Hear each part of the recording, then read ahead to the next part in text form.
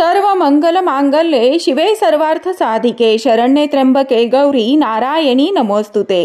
नमस्कार, मी प्रमिला देशमुख आमच्या अक्कलकोट समर्थ भक्ती या कार्यक्रमामध्ये आपणा सर्वांचं स्वागत करते।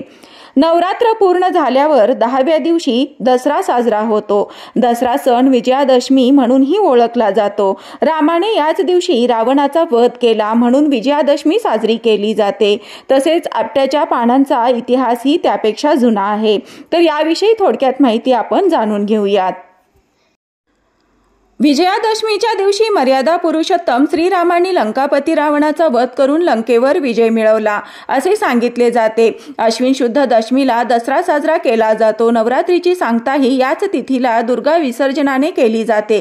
या दिवशी पांडव अज्ञातवास संपवून परत निघाले अशी ही आख्यायिका आढळून येते। आपल्याकडे विजयादशमीच्या सणाला फार महत्त्वाचे स्थान आहे। अश्विन शुद्ध दशमीला विजयादशमी असे म्हणतात। चामुंडा देवीने महिषासुराशी युद्ध करून दसऱ्याच्या दिवशी त्यांचा वध केला अशी कथा आहे। दसऱ्याच्या पौराणिक व ऐतिहासिक महत्त्वही आहे, म्हणून त्याला नवरात्राच्या समाप्तीचा दिवस असेही म्हणतात। 3.5 मुहूर्तातील तो एक मुहूर्त समजला जातो। या दिवशी सीमोल्लंघन, शमीपूजन, अपराजिता पूजा व शस्त्रपूजा ही 4 कृत्ये करावयाची असतात। दसरा हा सण विजयाचे प्रतीक म्हणून त्याला विजयादशमी असेही म्हणतात। रामाने 9 दिवस उपवास करून शक्तीची म्हणजे देवीची उपासना केली आणि त्या देवीच्या उपासनेने शक्ती निर्माण झाली म्हणून रामाने रावणाचा वध केला। रामाला विजय मिळाला म्हणून या सणाला विजयादशमी असेही म्हणतात।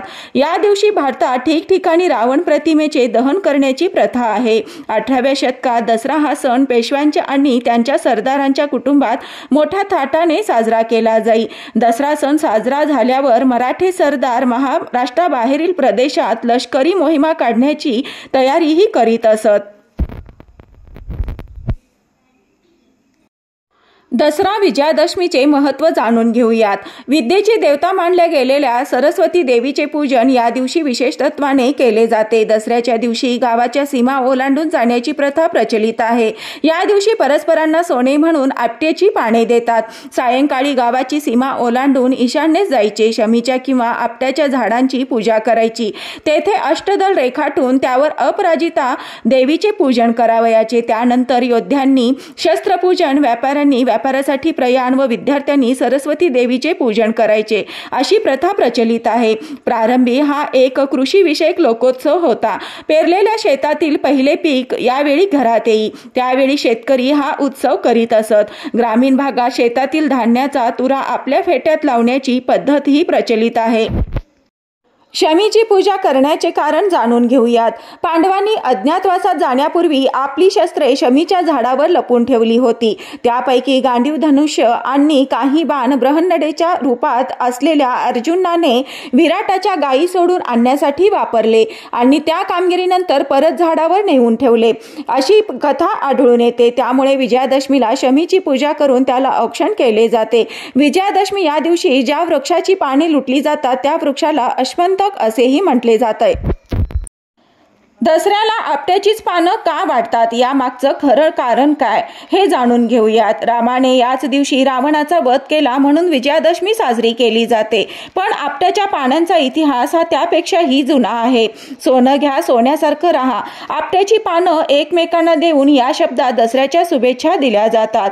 पण दसऱ्याला आपट्याचीच पानं का दिली जातात असा प्रश्न तुम्हाला पडला असेल, तर आज या प्रश्नाचं उत्तर शोधूया। नवरात्र पूर्ण झाल्यावर 10व्या दिवशी दसरा सण साजरा होतो। दसरा सण विजयादशमी म्हणूनही ओळखला जातो। रामाने याच दिवशी रावणाचा वध केला म्हणून विजयादशमी साजरी केली जाते। पण आपट्याच्या पानांचा इतिहास हा त्यापेक्षाही जुना आहे। स्कंद पुराणात एक कथा आहे। पैठण शहरात देवदत्त नावाच्या माणसाला एक मुलगा होता। कौत्स त्याचं नाव होतं। कौत्स वरतंतू नावाच्या ऋषीकडे वेदाभ्यास करायचा। वेदाभ्यास पूर्ण झाल्यावर कौत्साला आपल्या गुरूंना गुरुदक्षिणा द्यायची होती, पण ऋषी वरतंतू कुठलीही गुरुदक्षिणा घ्यायला नकार केला।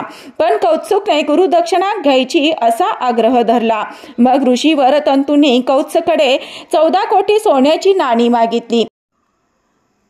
मग ऋषी वरतंतूंनी कौत्सकडे 14 कोटी सोन्याची नाणी मागितली. वरतंतूंनी कौत्सला 14 विद्या शिकवल्या म्हणून त्यांनी 14 कोटी सोन्याच्या नाणी मागितल्या.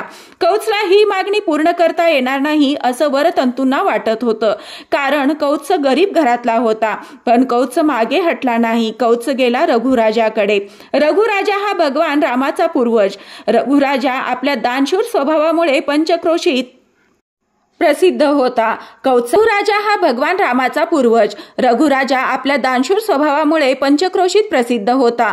कौत्साने त्याच्याकडे 14 कोटी सोन्याच्या नाणी मागितल्या. पण रघुराजाला सोनं देणं शक्य नव्हतं, कारण रघुराजाने नुकतीच पृथ्वी जिंकली.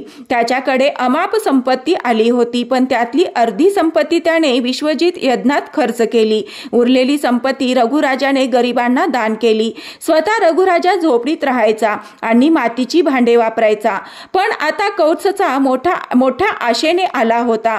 त्याची मागणी पूर्ण केली पाहिजे असं रघुराजाला वाटलं. कौत्साची मागणी पूर्ण करण्यासाठी रघुराजाने कुबेरावर स्वारी केली. पण युद्ध होण्यापूर्वीच कुबेराने सोन्याच्या नाण्यांचा पाऊस पाडला. आता ही संपत्ती घ्यायला कुणीच तयार नव्हतं. मग कुबेराने ही संपत्ती आणि सोनं गावाबाहेरच्या शमी आणि आपट्याच्या झाडाखाली ठेवली. कौत्साने ही संपत्ती गावकऱ्यांना लुटून न्यायला सांगितली. ज्या दिवशी लोकांनी हे सोनं लुटलं तो दिवस दसऱ्याचा होता.